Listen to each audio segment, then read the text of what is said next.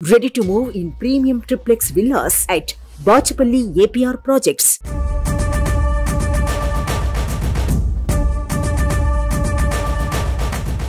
కేంద్రంలో మూడోసారి ఎన్డీఏ అధికారంలోకి రావడం పక్క.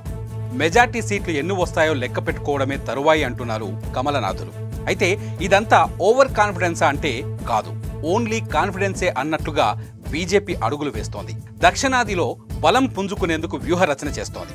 ఈ క్రమంలోనే ఆంధ్రప్రదేశ్లో పొత్తులో భాగంగా బీజేపీ 6 ఎంపీ స్థానాల్లో పోటీ చేస్తుంది. ఆ పార్టీ ఈ పార్టీ నుంచి వచ్చిన నేతలకు ఇంపార్టెన్స్ ఇవ్వకుండా జనాల్లో నుంచి వచ్చిన నాయకులను ఎన్నికల రణరంగంలోకి దించుతుంది కమలం. ఈ క్రమంలోనే విజయనగరం పార్లమెంటు స్థానానికి బీసీ అభ్యర్థిని బరిలోకి దించుతోంది. బీసీల్లో అత్యధికులైన తూర్పు కాపు సామాజిక వర్గానికి చెందిన గేదెల శ్రీనుబాబును పార్టీలో చేర్చుకుని పోటీ చేయించే ప్రయత్నం చేస్తున్నట్లుగా సమాచారం. అంటే ఎక్కడ ఏ సామాజిక వర్గం అయితే బలంగా ఉంటుందో ఆ సామాజిక వర్గంతోనే రాజకీయం చేయాలనేది బీజేపీ ఆలోచన. అందుకే గేదెల శ్రీనుబాబును పార్టీలో చేర్చుకొని విజయనగరం ఎంపీగా అతనికి టికెట్ ఇచ్చి గెలిపించుకునే ప్రయత్నాలు చేస్తున్నట్లుగా సమాచారం.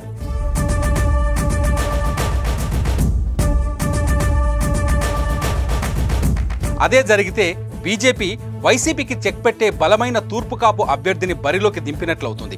అంతేకాదు, వ్యక్తిగతంగానూ గేదెల శ్రీనుబాబుకు చాలా మంచి పేరుంది. యువ పారిశ్రామికవేత్త అయిన శ్రీనుబాబు తన సేవా సంస్థ ద్వారా ఎంతో మందికి ఉపాధి అవకాశాలు కల్పించారు.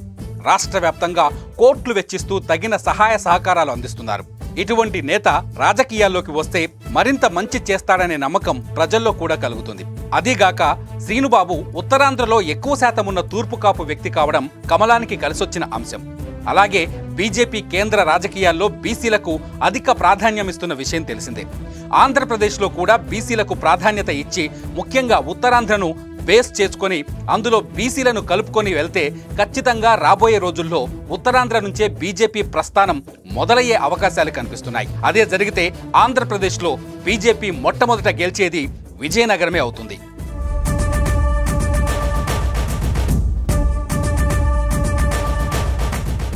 సుమన్ టీవీలో మీ పర్సనల్ అండ్ బిజినెస్ ప్రమోషన్స్ కోసం కింది నెంబర్కి కాంటాక్ట్ చేయండి.